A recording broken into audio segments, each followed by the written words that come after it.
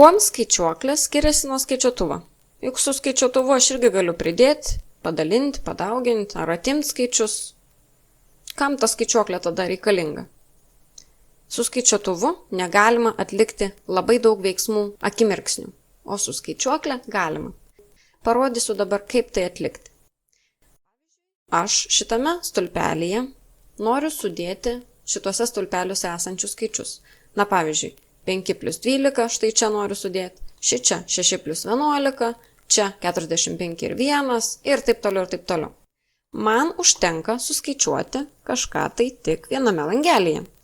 Tai suskaičiuokim.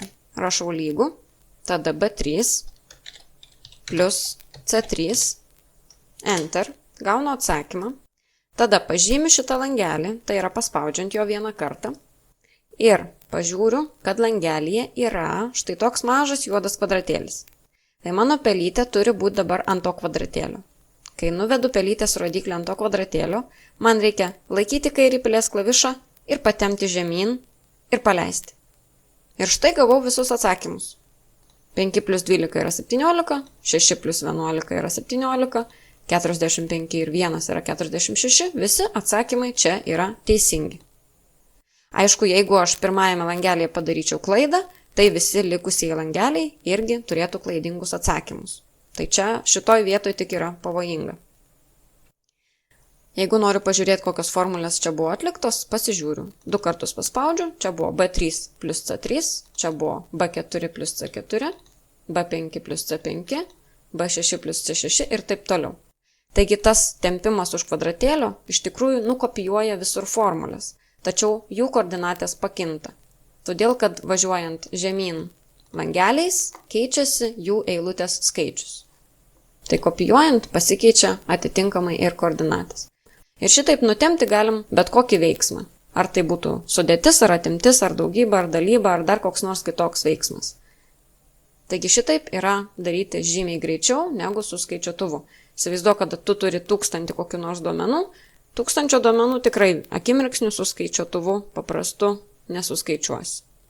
Tam skaičiuoklė ir praverčia.